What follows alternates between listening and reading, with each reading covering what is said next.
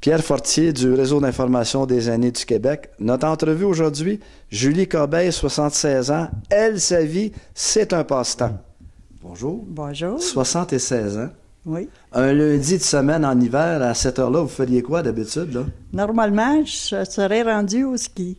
Au ski? Parce que surtout ce matin, il y a de la nouvelle neige, les jeunes sont partis à l'école, fait que là, on a la montagne pour nous. Vous, les arts, là, je pense que vous connaissez ça un petit peu. Bien, disons que j'ai été à la bonne école, c'est-à-dire l'école où je me suis formée moi-même. J'ai pas étudié ça nulle part. Côté poésie, d'accord, j'ai eu des cours de littérature et tout ça. Mais pour faire mes tableaux, c'est venu comme ça, tout en travaillant avec mes fils qui faisaient des montages, pas des montages, mais des herbiers pour leurs études en botanique. Et je me suis prise de passion. Là, j'ai étudié ça aussi. Et peu à peu, j'ai décidé de marier les deux, la botanique et la poésie ensemble. Vous êtes allé en Europe chercher des plantes et vous avez fait un voyage exceptionnel. Ah oui, oui, parce que là, c'était dans les Alpes, parce que je faisais des livres sur les plantes avec toujours le poème qui accompagnait, le nom scientifique. Et puis, j'avais fait un peu le tour du Québec et je rêvais de faire avec les Alpes. Et comme je connaissais assez bien les Alpes, puisque je suis une skieuse d'Europe, j'ai décidé en été d'aller passer 2 mois là et de voir les contacts que je pourrais avoir.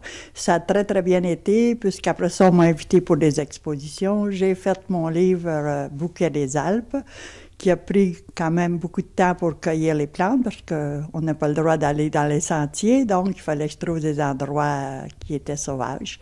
Ça a été une belle expérience que je recommencerai demain matin. Et vous faites des toiles, en fait, d'une façon spéciale? Disons que mes personnages bougent. C'est pas la petite fleur simple collée, c'est des personnages en mouvement. Ça peut être un pêcheur, un alpiniste, des jeunes qui vont jouer avec des cerfs-volants. Et tout ça, c'est avec des plantes, des samarres, des écorces d'arbres que je ramasse l'hiver par terre en raquette, parce qu'on les voit bien sur la neige. Et puis, il n'y a pas de maringouin par ça.